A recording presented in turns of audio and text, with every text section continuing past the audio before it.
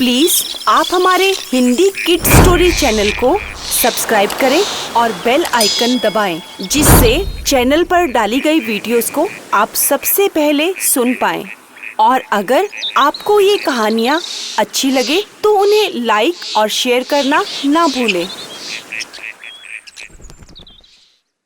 Hello बच्चों, कैसे हो आप सब? आज हम आपके लिए एक और नई कहानी लेके आए हैं जिसका शीर्षक है मटर का दाना। खेत के अंदर एक मटर की बेल थी। उस मटर में 5 दाने थे। पांचों बहुत छोटे छोटे नन्हे मुन्ने थे और आपस में बहुत सारी बातें किया करते थे। उस मटर के 5 दानों में बहुत अच्छी दोस्ती थी। शाम होते ही चंद्रमा का संगीत सुनकर सो जाते थे और सुबह सूर्य की रोशनी के साथ उनकी नींद खुलती थी। तो पांचों मटर के दाने आपस में बहुत सारी बातें किया करते थे। बहुत दोस्ती भी थी उनमें और खेतों में आने वाले लोगों को देखकर बहुत खुश होते थे। उनका मन भी करता था कि हम भी इन लोगों की तरह बाहर की दुनिया देखें। उन्हें लगता था कि बाहर की दुनिया बहुत खूबसूरत है और हम इस मटर के अंदर रहकर बोर हो जाते हैं। क्यों ना हम भी दुनिया देखें? अब उनमें से एक दिन सबसे छोटे मटर ने कहा, मेरा बहुत मन करता है कि मैं इन लोगों की तरह बाहर निकलूं। तो फिर दूसरे मटर ने कहा, हाँ मेरा भी मन करता है। लेकिन यह सोचकर थोड़ा सा डर गए और फिर बोले कि कहीं कोई हमें पकड़ ना ले और वापस हम ना आ पाए तो, और यही सोचकर चुप कर गए। लेकिन एक दिन पांचों ने कुछ सोचा और कहा, आज तो हम बाहर निकल कर देखेंगे कैसी दुनिया है ये, कैसे लोग बाहर काम करते हैं। हम भी कहीं बाहर निकल कर चले। अब सबसे छोटा मटर तो पहले से ही तैयार था। उसने बोला, हाँ हाँ चलते हैं, बाहर की दुनिया देखेंगे, बहुत मजा आएगा। तो फिर पांचों ने यही योजना बनाकर एक एक करके बाहर छलांग लगा दी और बेल के सहारे धीरे धीरे नीचे उतर आए। अब थोड़ा सा लुढ़कते हुए वह खेतों से बाहर आ गए। जब वह बाहर आए तो उन्होंने क्या देखा, एक बच्चा सामने से खड़ा हुआ उन्हें देख रहा था। उस बच्चे ने जब उन मटर के दानों को देखा तो वह देखता ही रह गया। कितनी सुंदर गोल गोल दाने हैं, इनको तो मैं गुलेल में डालकर निशाना बनाऊंगा, बहुत दूर तक जाएगा मेरा निशाना। फिर उस बच्चे ने उस मटर के दानों को उठा लिया। बेचारे मटर के दाने तो डर से गए, कहीं ये बच्चा हमें कहीं पटक ना दे, कहीं मार ना दे, हाय हम क्यों आगे बाहर, पछताने लगे। लेकिन उस बच्चे ने उस पांचों मटर के दाने को एक एक करके गुलेल से उड़ा दिया। अब वो बेचारे दाने, कोई दाना कहीं कोई दाना कहीं, पता नहीं बहुत दूर निकल गया। अब उनमें से सबसे छोटा दाना एक दूर कहीं जाकर किसी घर की खिड़की पर जाके गिरा। अब वह मटर का दाना गिरते ही पहले थोड़ा सा संभला और अचानक देखा कि खिड़की के अंदर उसे कुछ दिखा। वह बहुत खुश हुआ कि मेरी तो जान बच गई और मैं तो बहुत अच्छी जगह आ गया हूँ। उसने उस खिड़की के अंदर झांका तो क्या देखा, एक बहुत छोटी सी लड़की शायद बीमार थी और वह बिस्तर पर पड़ी हुई थी। उसकी माँ उसके लिए कुछ खाने के लिए लेकर आई थी और उसे समझा रही थी कि बेटा देखो, तुम कुछ नहीं खाओगी तो कैसे ठीक होगी और कैसे बड़ी हो जाओगी, फिर तुम तो छोटी ही रह जाओगी। अब उसकी माँ उसको बहला फुसलाकर कुछ खाने के लिए कह रही थी। अब यह सब कुछ वह मटर का दाना देख रहा था और सब कुछ सुन भी रहा था। और फिर देखते देखते थोड़े ही समय बाद शाम हो गई। शाम होते ही वह मटर का दाना उस बच्ची को देखता रहा। अब रात होने पर जब चंद्रमा का संगीत बजा तो वह मटर का दाना चुलबुलाने लगा और मचलने लगा, क्योंकि वह अपने मटर के बेल पर भी चंद्रमा का संगीत सुनते थे। उस बच्ची ने उस मटर के दाने की आवाज सुनी उसे लगा खिड़की पर किसी के बोलने की आवाज आ रही है। वह अचानक उठकर खिड़की के पास गई और उसने क्या देखा? अरे, यह तो मटर का दाना है। यह कैसे बोल रहा है? उस मटर के दाने ने बोला, क्या तुम मेरी आवाज सुन सकती हो? तो उस बच्ची ने बोला, हाँ, मैं तुम्हारी आवाज सुन सकती हूँ। तो मटर के दाने ने बोला, तो फिर तुम तो चंद्रमा का संगीत भी सुन सकती हो। उसने कहा, मुझे कुछ और सुनाई नहीं दे रहा। मैं चंद्रमा का संगीत नहीं सुन पा रही। मुझे तो बस तुम्हारे से बातें करना ही सुनाई दे रहा है। उस मटर के दाने ने फिर उसको समझाया, देखो, हम रोज अपनी बेल पर इस चंद्रमा का संगीत सुनते हैं और दिन रात यह संगीत सुनकर हम थोड़े थोड़े थोड़े थोड़े बड़े हो जाते हैं। अब उस बच्ची ने कहा, बड़े कैसे बड़े होते हैं हम? उसने फिर समझाया कि जब हम कुछ खाते पीते हैं और दिन रात अच्छे से सोते हैं तो हम धीरे धीरे बड़े होते हैं। अब उस बच्ची को उसकी बातें समझ में नहीं आई और वह जाकर बिस्तर पर सो गई। अगले दिन सुबह जब वह उठी तो उसे याद आया कि रात को मैंने शायद किसी मटर के दाने से बातचीत की थी। अब वह दौड़कर खिड़की पर गई तो उसे कुछ भी दिखाई नहीं दिया। वह फिर आकर बिस्तर पर लेट गई, लेकिन उसके मन में वह बातें चल रही थी कि हम धीरे धीरे बड़े हो जाते हैं। फिर उसकी माँ जब उसके लिए खाने के लिए लेकर आई तो उस बच्ची ने अच्छे से खाया क्योंकि उसे मटर की बातें सब याद थी। अगले दिन बहुत तेज आंधी आई। उस आंधी से कुछ मिट्टी उड़कर उस खिड़की पर आ गई और उस मटर के दाने को चारों ओर से घेर लिया। अब उस मिट्टी से दुबक कर मटर का दाना अंदर ही अंदर बैठा रहा। उसे लगा, अगर मैं यहाँ से कहीं बाहर निकला तो यह आंधी मुझे अपने साथ ही उड़ा कर ले जाएगी। और ओस और धूप लगने पर धीरे धीरे वह मटर का दाना बड़ा होकर अंकुरित हो गया। अब उस अंकुरित मटर के दाने में से एक पौधा निकला और वह पौधा बड़ा होकर धीरे धीरे बड़ा होने लगा। अब उनकी खिड़की पर एक मटर का पौधा उगाया। उसकी माँ ने जब वह मटर का पौधा देखा तो बोला, अरे, हमारी खिड़की पर एक मटर का पौधा उगाया है। तभी वह बच्ची भागती हुई आई। उसने कहा, हाँ माँ, यह मटर का दाना मुझसे बातें कर रहा था और मुझे बता रहा था कि हम सब बच्चे खा पी कर बहुत जल्दी बड़े हो जाते हैं। देखो माँ, यह मटर का दाना तो बहुत जल्दी बड़ा हो गया। तो क्या ऐसे मैं भी खा पी कर बड़ी हो जाऊंगी? तो माँ ने समझाया, हाँ बेटा, हम जब छोटे बच्चे होते हैं तो हम खूब खा पी कर जल्दी बड़े हो जाते हैं। अब वह बच्ची को उस मटर की बातें समझ में आई। तो फिर उस दिन के बाद वह बच्ची रोज खाने लगी और बहुत जल्दी तंदुरुस्त भी हो गई। और उसकी माँ ने वह मटर के पौधे को उस बच्ची के खिड़की के बाहर ही रख दिया ताकि वह उसे बड़ा होते देखे। अब वह बच्ची बहुत खुश थी जब वह रोज उस पौधे को थोड़ा थोड़ा बड़ा होते देख रही थी। देखा बच्चों, जब हम बड़ों की बातों को माना करते हैं तो वह हमें सही दिशा में लेकर जाते हैं, और जब हम उनकी बातों को नहीं मानते तो हमारा नुकसान ही होता है। हेलो बच्चों, कैसे हो आप सब? आज हम आपके लिए एक और नई कहानी लेके आए हैं जिसका शीर्षक है जादुई राजकुमारी। एक रामगढ़ नाम का एक राज्य था जिसमें धामपुर नाम का राजा राज्य करता था। वह अपनी रानी और 2 संतानों के साथ वहां पर राज्य कर रहा था, जिसमें उसका एक पुत्र था और एक पुत्री। पुत्र का नाम रघुवंश था और पुत्री का नाम रघुवंशी, और वह अपने परिवार के साथ उस राज्य में राज्य कर रहा था। उसी राज्य में 2 बहनें रहती थी जिनका नाम शिवा और श्यामा था। शिवा और श्यामा अपनी माँ के साथ रहती थी। उनकी माँ कर कामकाज कर कर जो कुछ कमा कर लाती उसी से अपने घर का गुजारा चलाती थी, और माँ शिवा और श्यामा को बाहर काम करने नहीं जाने देती थी। इस बात पर शिवा और श्यामा को बहुत दुख था क्योंकि वह अपनी माँ को रोज दिन रात काम करते हुए देखा करती थी और उन्हें कहती कि तुम लड़कियां अगर बाहर काम करने जाओगी तो बाहर नगर के लोग क्या कहेंगे।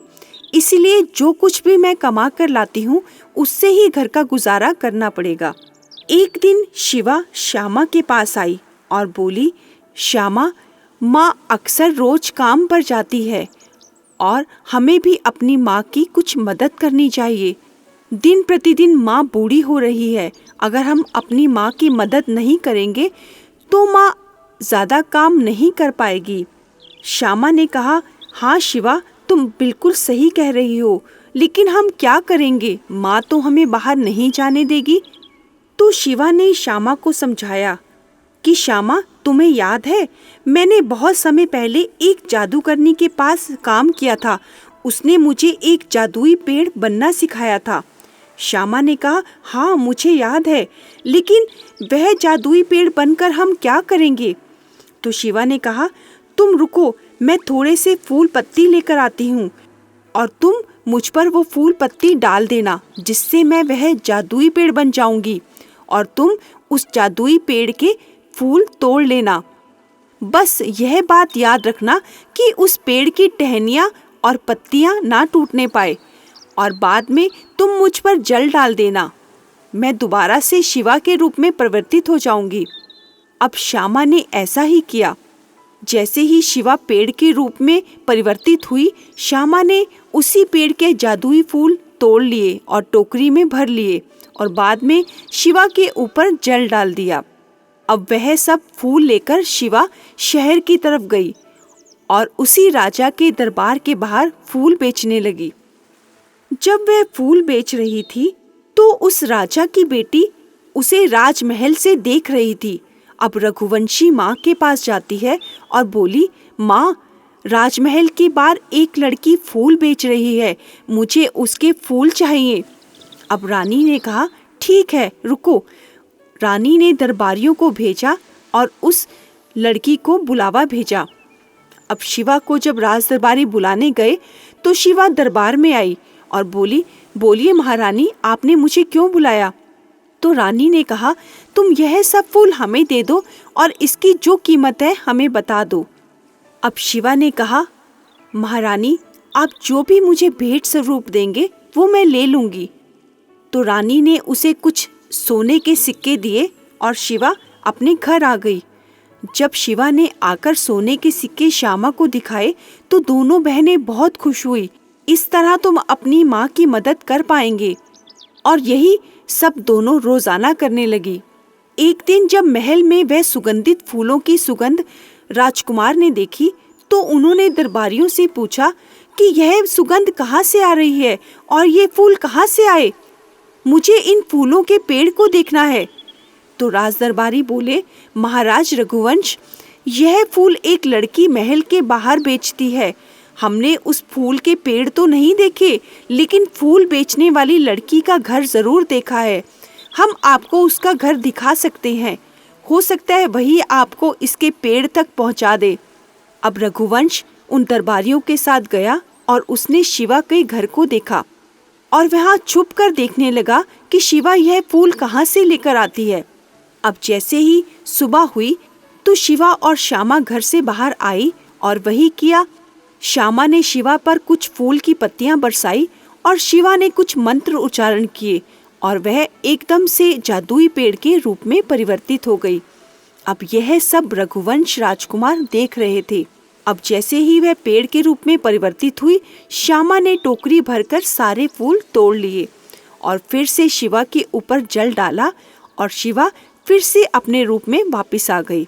अब यह सब रघुवंश देख रहे थे, लेकिन वह कुछ बिना बोले वापस राजमहल आ गए और राजमहल आकर उन्होंने अपने पिता से कहा कि पिताजी, मुझे एक लड़की बहुत पसंद आई है, मैं उससे विवाह करना चाहता हूँ। अब पिताजी ने कोई सवाल जवाब ना करके बोला, जो लड़की मेरे पुत्र को पसंद आई है वह जरूर कोई तेजस्वी कन्या होगी। कौन है वो? तो राजकुमार ने कहा, पिताजी, वह कन्या जो बाहर फूल बेचती है, मुझे उससे विवाह करना है। राजा ने राज दरबारियों को भेजकर शिवा के माँ को बुलावा भेजा और कहा कि हम कल ही आपकी विवाह की बात करते हैं। अब अगले दिन दरबारी शिवा के घर गए और बोले, जो महल के बाहर फूल बेचती है वह कन्या तुम ही हो? अब शिवा घबरा गई और शिवा ने कहा, हाँ वह कन्या मैं ही हूँ। और उन्होंने कहा, तुम्हारी माँ को राज दरबार से बुलावा आया है। महाराज ने उन्हें कल दरबार में मिलने का आदेश दिया है। अब शिवा की माँ अचानक घबरा कर बोली, तुम फूल बेचने कब गई और तुम घर से बाहर कब निकली? अब माँ ने दोनों को डांटा और कहा, तुम जरूर कुछ करके आई होगी, तभी राजा ने मुझे बुलावा भेजा है। माँ उदास हो गई, लेकिन अगले दिन दरबार में राजा से मिलने के लिए गई। अब जैसे ही माँ दरबार पहुंची, राजा और रानी उसका पहले से ही इंतजार कर रहे थे। राजा ने शिवा की माँ को कहा कि हम तुम्हारी कन्या से अपने पुत्र रघुवंश का विवाह करना चाहते हैं, क्या तुम इसके लिए तैयार हो? तो माँ ने दोनों हाथ जोड़कर कहा, महाराज हम बहुत गरीब लोग हैं और अगर आप अपने पुत्र का विवाह मेरी कन्या से करेंगे तो इससे सौभाग्यशाली बात कोई नहीं है। तो राजा ने कहा, तुम इस विवाह के लिए तैयार हो? तो माँ ने कहा, हाँ महाराज मैं तैयार हूँ। तो महाराज ने कहा, ठीक है तो फिर विवाह की तैयारी की जाए। अब कोई शुभ मुहूर्त देखकर महाराज ने रघुवंश का विवाह शिवा से कर दिया। अब जैसे ही दोनों का विवाह हुआ, अगली रात रघुवंश ने शिवा को कहा, शिवा मैं चाहता हूँ कि राजमहल पूरा उन्हीं फूलों से महक जाए जो फूल तुम राज दरबार के बाहर बेचा करती थी। अब शिवा घबरा गई और बोली, महाराज वह फूल मैं रात को कहाँ से लाऊंगी? तो रघुवंश ने कहा, शिवा जब तुम वह जादुई पेड़ बन रही थी तो मैंने तुम्हारे घर के बाहर से सब कुछ देख लिया था, मुझे यह सब कुछ मालूम है। तो शिवा ने रघुवंश को कहा, ठीक है महाराज आप कुछ फूल की पत्तियां ले आइए और मुझ पर डाल दीजिए। जब मैं वह जादुई पेड़ बन जाऊंगी तो आप उस पेड़ के फूल तोड़ लीजिएगा, लेकिन यह ध्यान रहे कि उस पेड़ की टहनियाँ और पत्तियां ना टूटने पाए। रघुवंश ने यही किया, उसे बागीचे में ले आए और बागीचे में उसके ऊपर कुछ फूल की पत्तियां डाली और शिवा ने कुछ मंत्र उच्चारण किया और शिवा एक अद्भुत फूल वाले वृक्ष के रूप में परिवर्तित हो गई। अब यह सब कुछ करते हुए रघुवंशी महल की खिड़की से देख रही थी। जब रघुवंशी ने यह सब कुछ देखा तो उसे शिवा से जलन होने लगी। अब यह सब कुछ रघुवंश रोजाना करते थे क्योंकि वह चाहते थे हमारे राजमहल में अद्भुत सुगंध हो। अब शिवा रोज जादुई पेड़ के रूप में परिवर्तित होती और रघुवंश उस पेड़ के सारे फूल तोड़ लेते। जब यह रोजाना रघुवंशी देखने लगी तो एक दिन उसे एक शरारत सूझी। उसने सुबह होते ही वह राजा के पास गई और बोली, पिताजी क्या मैं शिवा को अपने साथ खेलने के लिए ले जा सकती हूँ? मेरे साथ मेरी कुछ सहेलियाँ भी हैं। तो राजा ने कहा, हाँ तुम ले जा सकती हो, लेकिन शिवा का खास ध्यान रखना।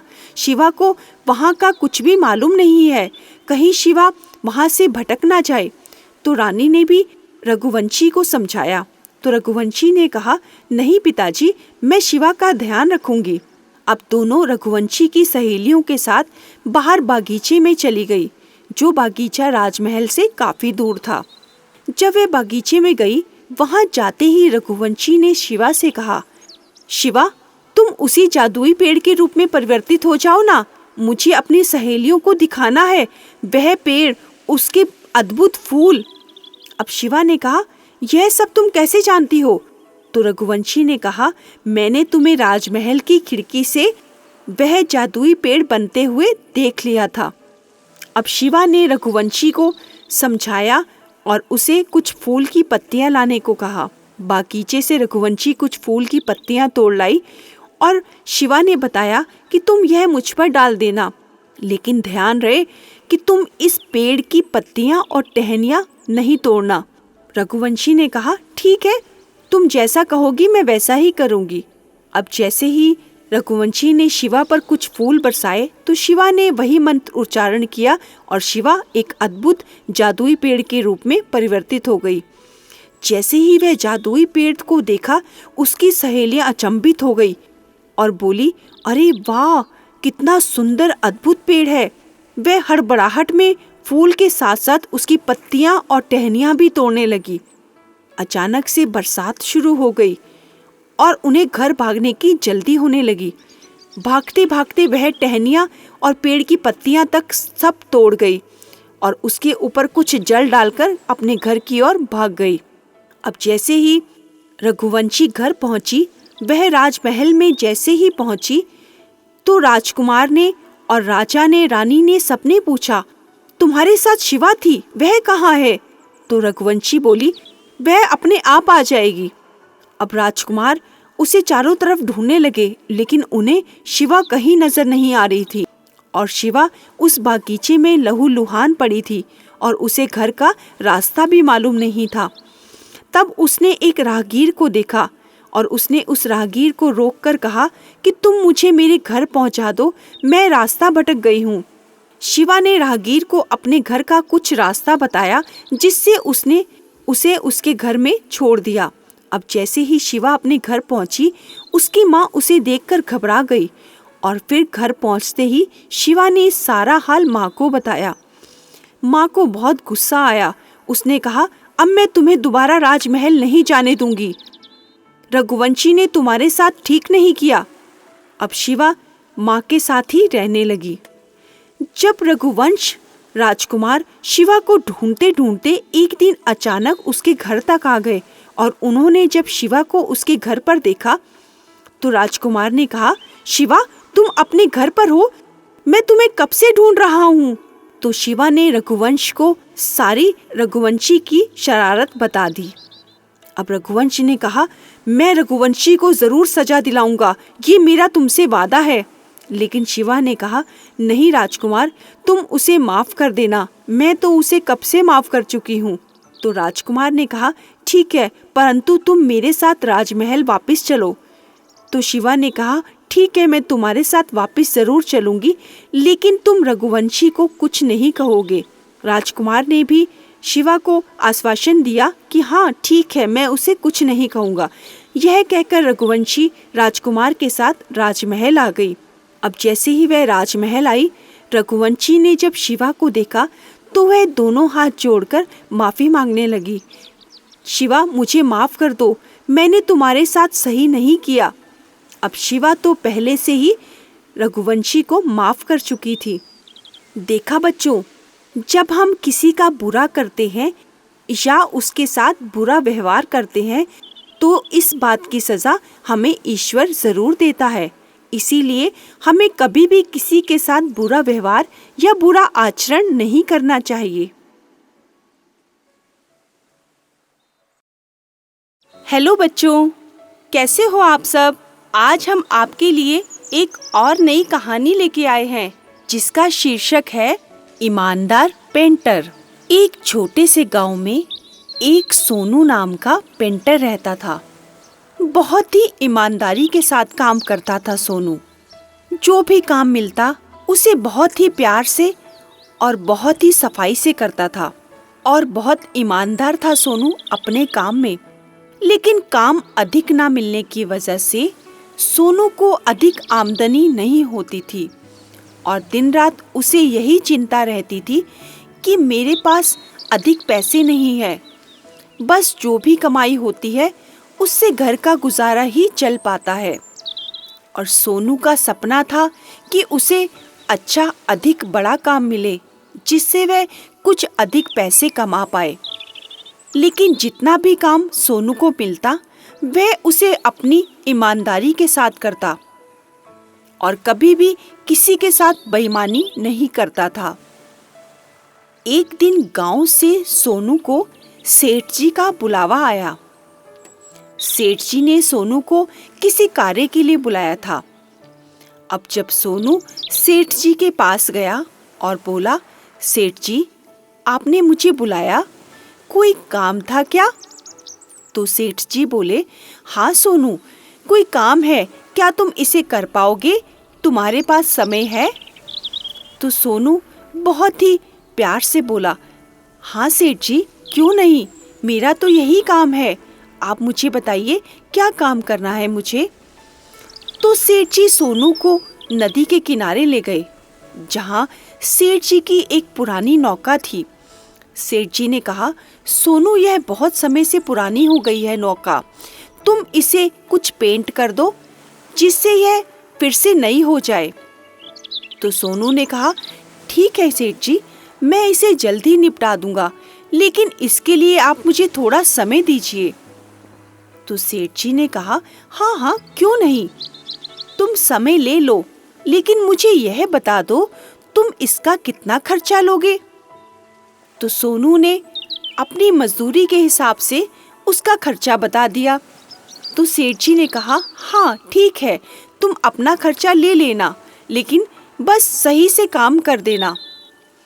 अब सेठ जी अपने घर चले गए और सोनू भी बाजार जाकर कुछ पेंट का सामान ले आया और नौका के पास आकर उसे पेंट करने लगा।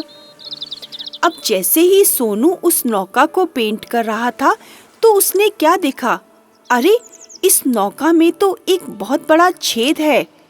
सबसे पहले मुझे यह छेद भरना होगा, वरना इस नौका से कुछ भी नुकसान हो सकता है। फिर सोनू ने पेंट करने से पहले उस नौका के छेद को भरा और बहुत अच्छे से ईमानदारी से अपना सारा काम निपटाकर सेठ जी के पास वापस गया और बोला, सेठ जी, मैंने उस नौका को अच्छे से पेंट कर दिया है। तो सेठ जी बोले, ठीक है, तुम कल अपने पैसे आकर ले जाना। तो सोनू अपने घर निकल गया।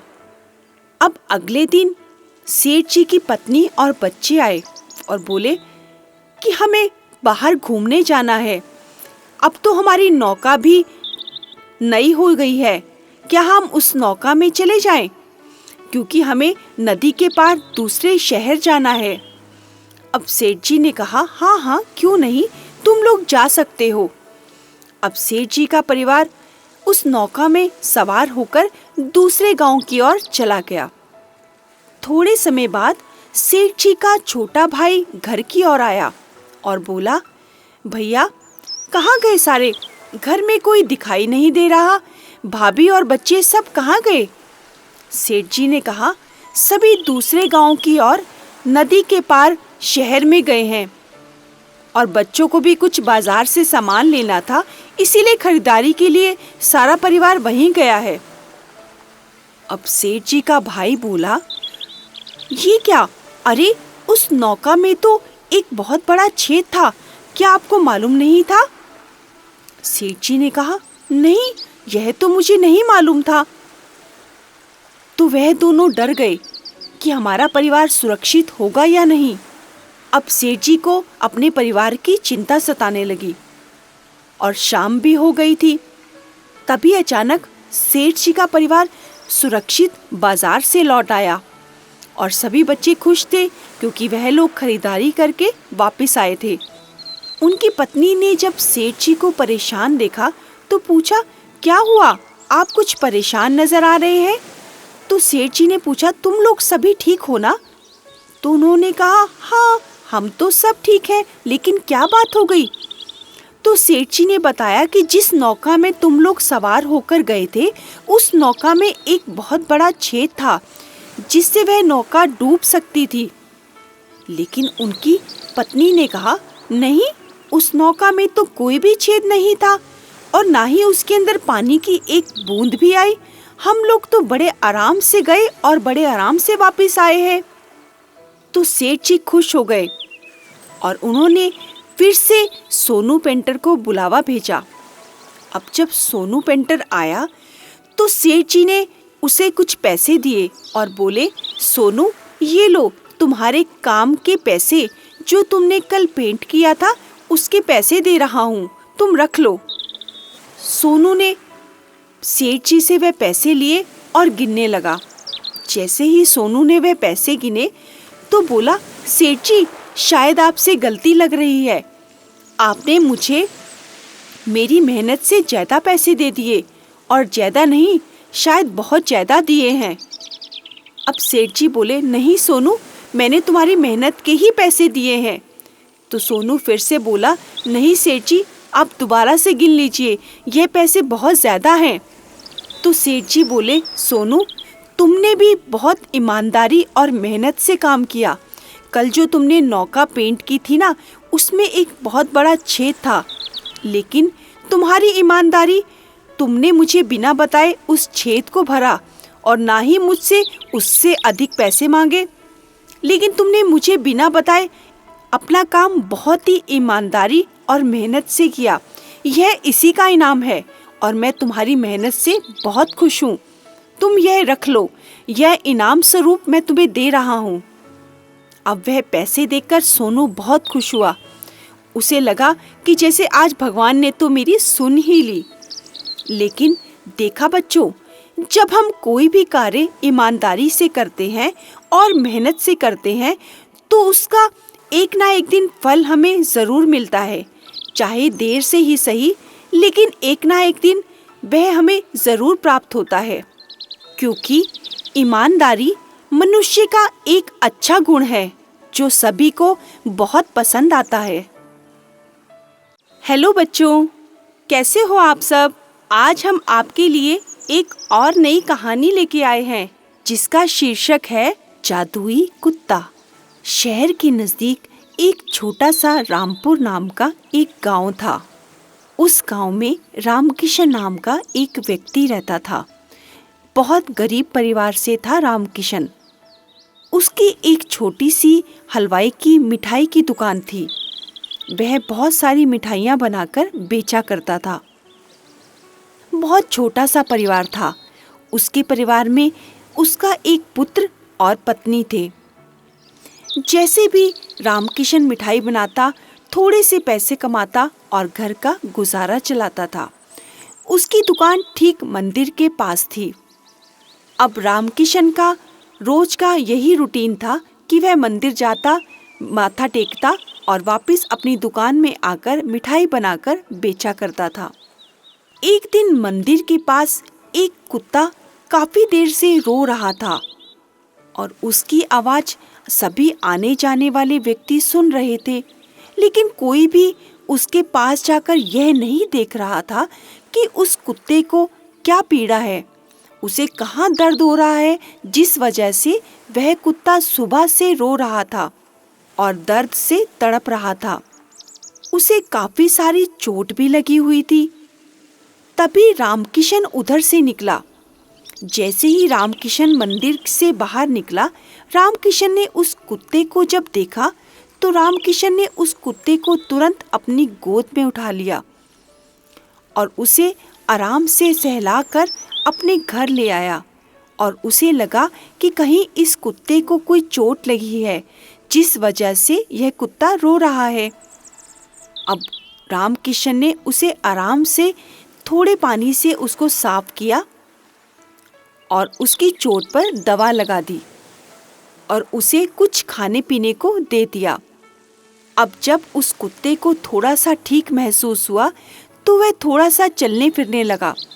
अब धीरे धीरे रामकिशन उसकी रोज सेवा करते और उसकी चोट पर थोड़ी सी मलहम लगाकर उसे खाने पीने को दिया करते थे।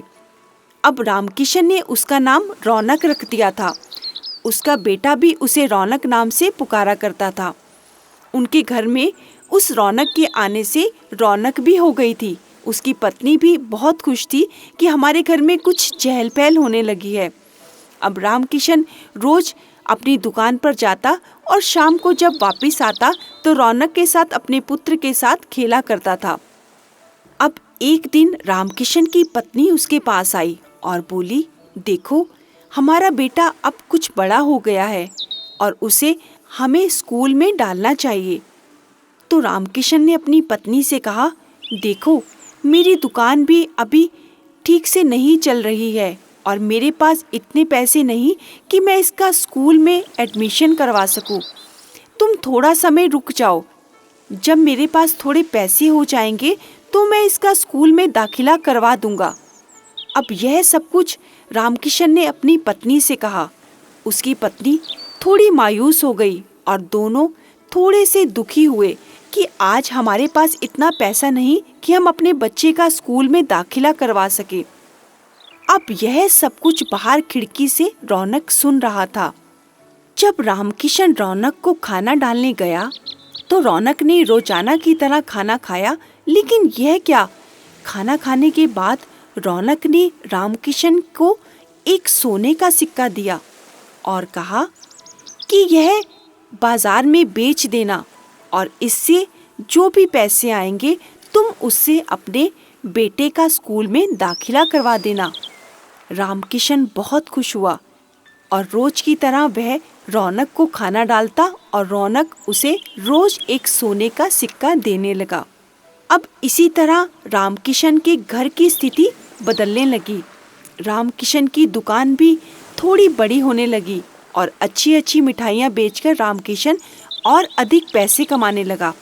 अब उसके परिवार के वस्त्र आभूषण सब बदल चुके थे और उसके घर का माहौल सब बदल गया था।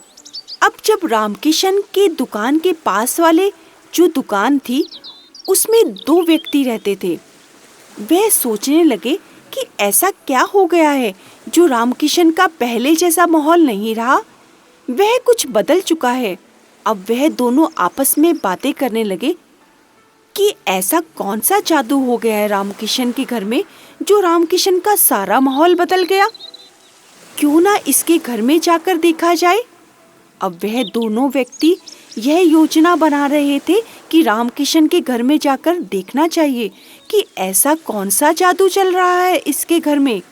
यह सब सोचकर दोनों ने रात को उसके घर में जाने की योजना बनाई और खिड़की से छुपकर देखने लगे।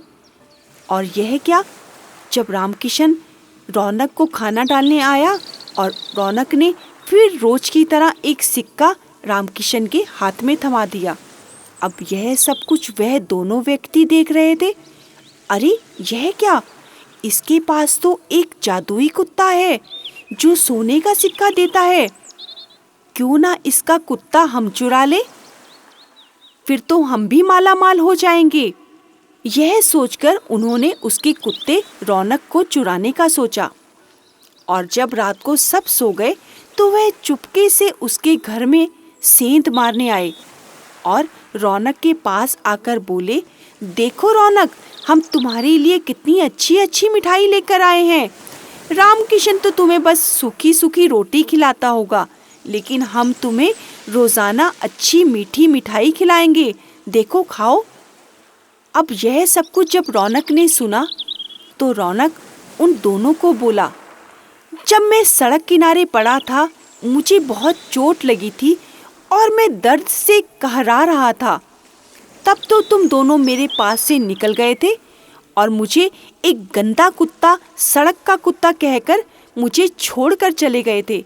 तब तो तुमने मेरी तरफ नहीं देखा था, लेकिन आज जब मैं सोने का सिक्का देने लगा हूँ तब तुम मुझे अपने घर ले जाने आए हो। चले जाओ यहाँ से। लेकिन वह दोनों व्यक्ति कहाँ मानने वाले थे। उन्होंने फिर से रौनक को खाने पीने का लालच दिया और उसके आगे मिठाई से भरी हुई प्लेट रख दी। अब जैसे ही रौनक उस मिठाई को खाने लगा तो अचानक से उन दोनों व्यक्ति के ऊपर पत्थर गिरने लगे और वह दोनों व्यक्ति डर गए और बोले, यह क्या, जब तुम्हें रामकिशन खाने को देता है तो उसे सोने का सिक्का मिलता है और हमें पत्थर। तो रौनक ने उसे कहा, यहाँ से चले जाओ वरना तुम्हारे साथ अच्छा नहीं होगा। अब वह व्यक्ति डर गए और वहां से भाग गए, लेकिन फिर भी वह कहाँ मानने वाले थे।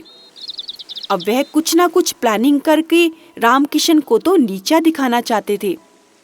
अब एक दिन मंदिर से प्रसाद बनाने की सेवा लगी और यह सेवा उन्होंने रामकिशन को दी और कहा कि मंदिर से तुम्हें बहुत अच्छा पैसा दिया जाएगा, तुम यह प्रसाद की सेवा ले लो।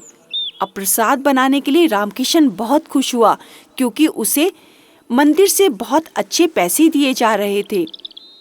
जब यह प्रसाद बनाकर रामकिशन ने मंदिर में रख दिया और बोला, अगले दिन सुबह मंदिर में यह प्रसाद बंटवा दूंगा। अब यह सब कुछ वह दोनों व्यक्ति देख रहे थे कि सारा प्रसाद रामकिशन ने अपनी दुकान में रखा हुआ है। अगर यह सारा प्रसाद खराब कर दिया जाए तो मंदिर से रामकिशन को बहुत डांट पड़ेगी और हो सकता है कि गांव के लोग इसे मार मार के गांव से ही निकाल दे। फिर उन दोनों व्यक्तियों ने रात को उसकी दुकान में चोरी करने का सोचा और वह दोनों रामकिशन की दुकान में घुस गए। अब यहाँ पर रौनक तो एक जादुई कुत्ता था और वह सब कुछ उनकी योजना को समझ गया और वह रामकिशन को लेकर उसकी दुकान में पहुँच गया। रामकिशन रौनक के साथ जब दुकान पर पहुँचा तो उसने अपनी दुकान में उन दोनों व्यक्तियों को घुसते हुए देख लिया। अब रामकिशन ने बाहर से दुकान को बंद कर दिया और गांव से भागकर सरपंच जी को बुला लाया और उन्हें दिखाया कि देखिए सरपंच जी, यह मंदिर के प्रसाद को खराब कर रहे हैं और मुझे गांव से निकालना चाहते हैं। अब जब यह सब कुछ सरपंच जी ने खुद अपनी आंखों से देखा तो उन दोनों व्यक्तियों को गांव वालों ने खूब मारा और उन्हें मार मार कर गांव से निकाल दिया। और रामकिशन रौनक के साथ बहुत खुश हुआ और गांव के लोगों ने रौनक को खूब आशीर्वाद दिया कि आज उन्होंने उन चोरों को पकड़वा दिया। देखा बच्चों, जब हम कोई भी भलाई का काम करते हैं तो उस भलाई का नतीजा हमें ज़रूर मिलता है, जिस प्रकार रामकिशन को रौनक की मदद करके मिला, क्योंकि रामकिशन ने दिल से रौनक की मदद की थी, ना कि किसी लालच की वजह से। इसीलिए रौनक ने भी रामकिशन का पूरा साथ दिया। हेलो बच्चों, कैसे हो आप सब? आज हम आपके लिए एक और नई कहानी लेके आए हैं, जिसका शीर्षक है सौतेली बहनें। एक छोटे से शहर में एक रमेश नाम का एक व्यक्ति रहता था। रमेश का बहुत छोटा सा परिवार था, जिसमें उसकी पत्नी और उसकी पुत्री रिया थी। रमेश बहुत ही व्यस्त व्यक्ति था। उसे अपने व्यापार से इतनी फुर्सत नहीं मिलती थी कि वह अपने परिवार को समय दे पाए। इसीलिए उसकी पत्नी और उसकी पुत्री रिया बहुत ही समय अपने पिता के बिना व्यतीत करती थी। एक दिन रमेश जल्दी ही ऑफिस से घर आ गया और अपनी पत्नी और पुत्री से बोला, क्यों ना आज हम कहीं बाहर पिकनिक मनाने चले। रिया सुनते ही बहुत खुश हुई। पिताजी, आज हम सब बाहर जाएंगे। हाँ, क्यों नहीं, आज मैं जल्दी ऑफिस से घर आ गया हूँ, इसीलिए आज हम कहीं घूमने चलेंगे। यह बात सुनकर उसकी पत्नी और पुत्री बहुत खुश हुए और वह तीनों मिलकर कहीं बाहर घूमने के लिए निकल गए। जब वह लोग बाहर निकले, उन्होंने एक पार्क में जाकर खूब अच्छे से पिकनिक मनाई, खाया पिया और खूब मनोरंजन किया। और अब शाम होते ही रमेश ने रिया से कहा, रिया, अब बहुत समय बीत चुका है, अब हमें घर की ओर चलना चाहिए। तो रिया बोली, हाँ पिताजी, चलिए अब हम घर चलते हैं। तो फिर तीनों वापस घर की ओर चल दिए। अब रास्ते में जैसे ही वह घर की ओर आ रहे थे तो रमेश की बाइक अचानक एक गड्ढे में चली गई और वह गड्ढा काफी बड़ा था, जो सड़क के बीचों बीच था और रमेश को वह अचानक से दिखाई भी नहीं दिया। और एकाएक रमेश की बाइक उस गड्ढे में चली गई और बाइक गड्ढे में जाने की वजह से रमेश उसे संभाल नहीं पाया और वह तीनों सड़क पर गिर गए। और जैसे ही वह सड़क पर गिरे, गिरते ही वह तीनों बेहोश हो गए, क्योंकि वह बहुत ही तेजी से गिरे थे। अब तेजी से रफ्तार में एक ट्रक उस सड़क से गुजर रहा था और वह ट्रक वाला अपने आप को संभाल नहीं पाया और वह रमेश और उसकी पत्नी के ऊपर से निकल गया, जिससे उस ट्रक ने उन दोनों को कुचल दिया।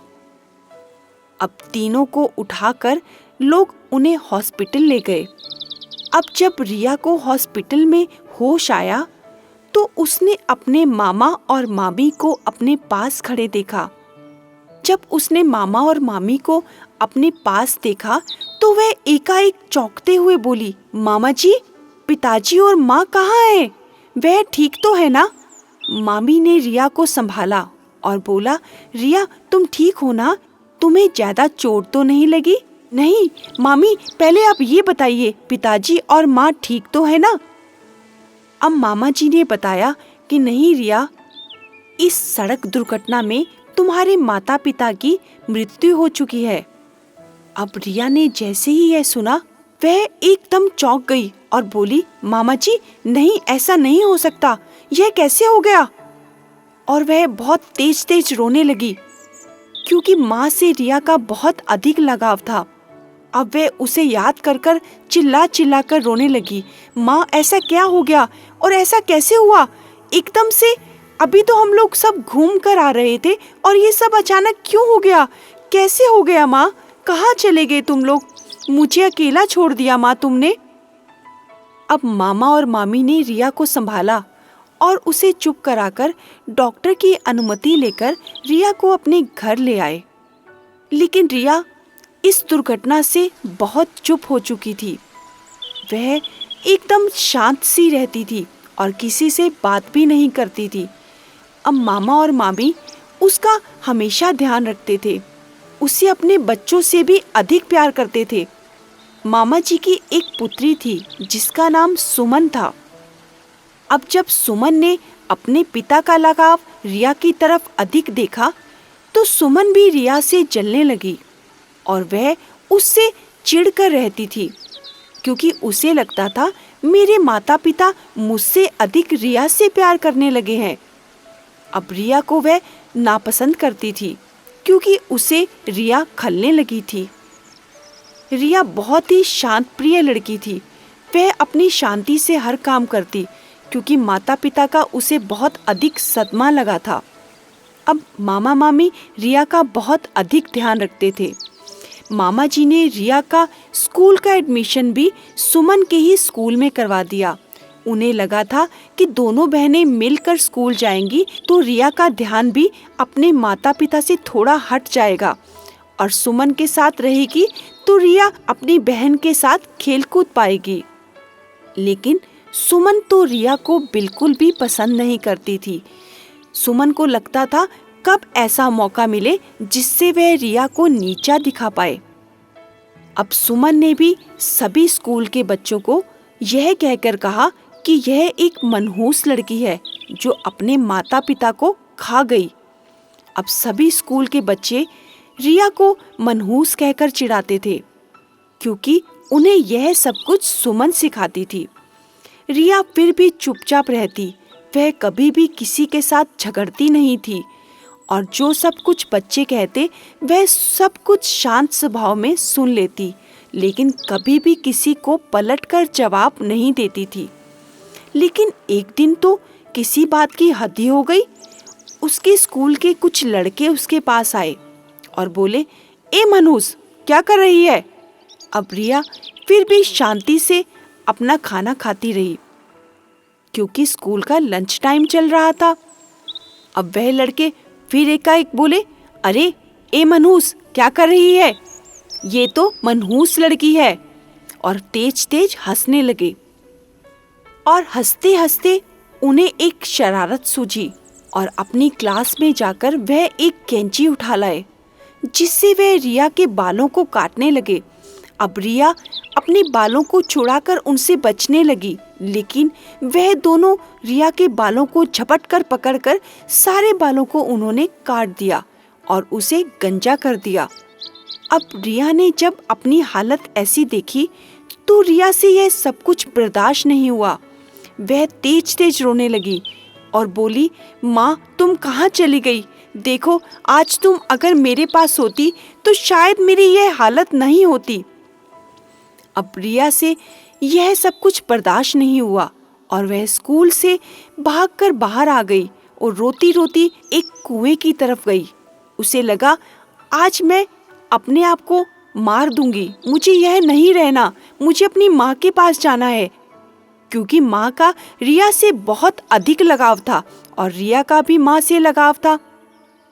रिया चिल्लाते हुए और माँ को याद करते हुए उस कुएं की तरफ दौड़ी और बोली, आज मैं अपने आप को खत्म कर दूंगी, मुझे अपनी माँ के पास जाना है, मुझे यहाँ नहीं रहना माँ, मैं आपके पास आना चाहती हूँ।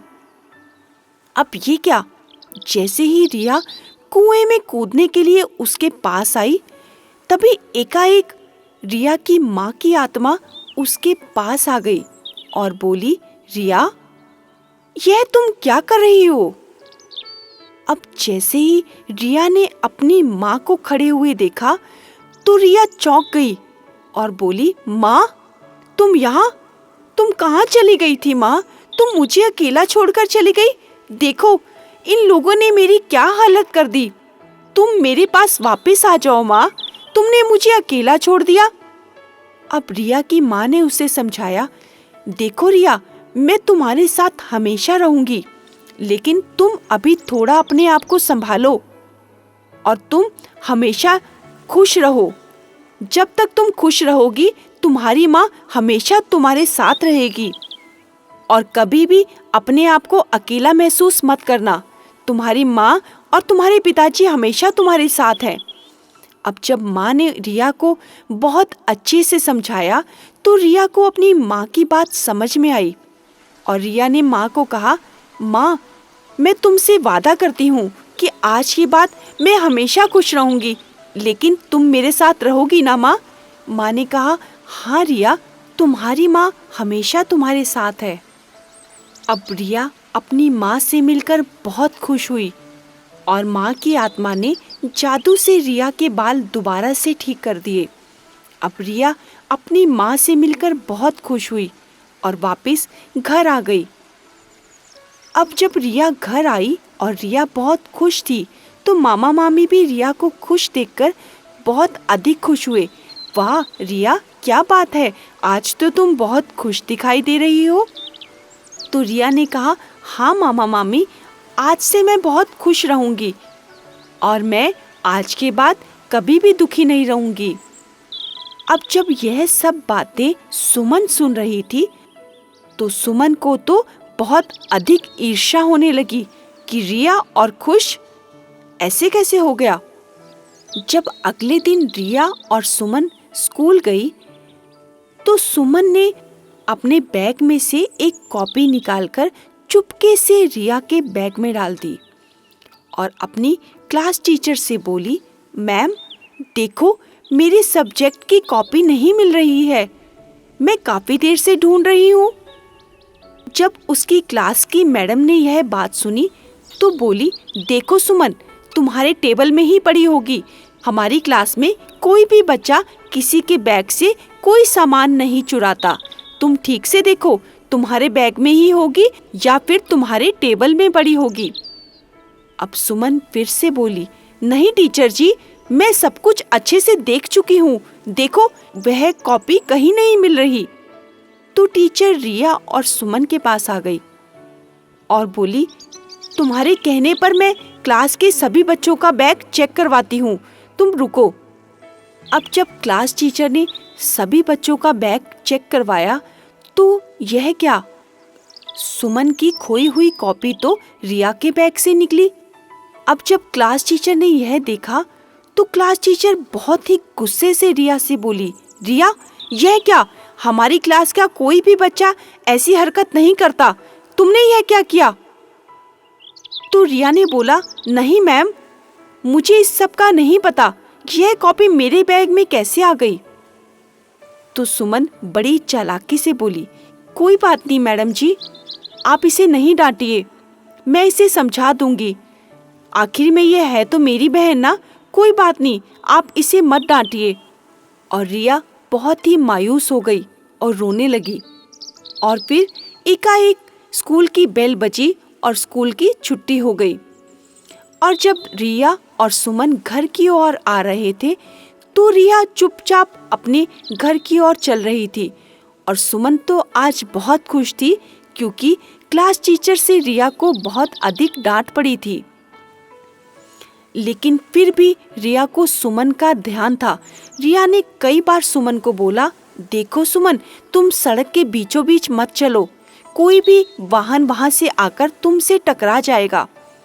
लेकिन सुमन तो रिया से चिढ़कर बोली, तुम अपना ध्यान रखो, मुझे अपना ध्यान रखना आता है। रिया ने फिर से सुमन से कहा, देखो सुमन, तुम सावधानी से सड़क पर चलो, कोई भी वाहन तुमसे टकरा जाएगा।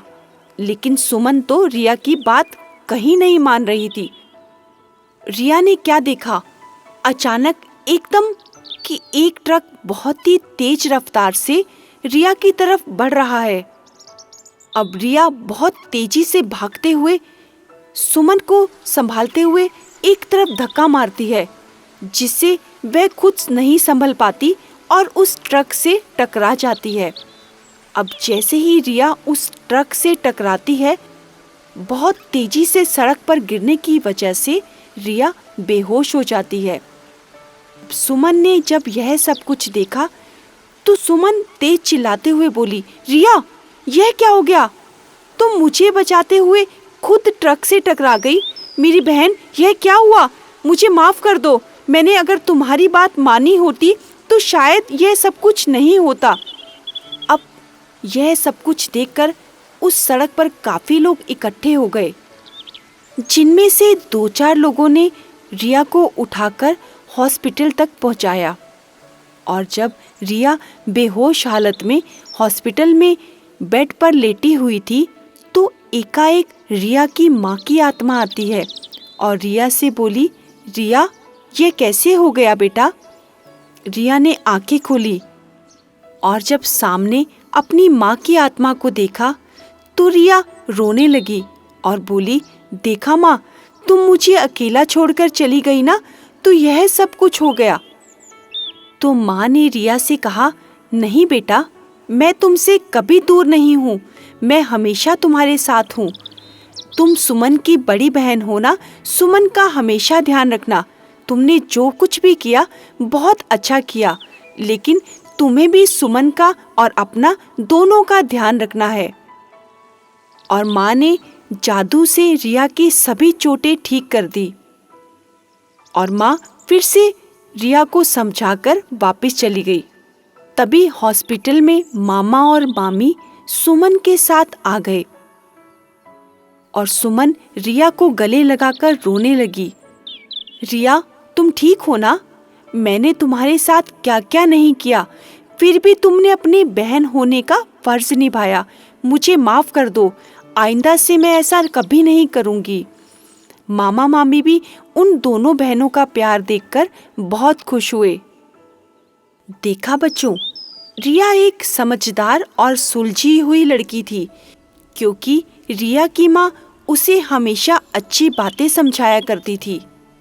इसीलिए हमें भी अच्छी संगत और अच्छे विचारों को ही अमल में लाना चाहिए।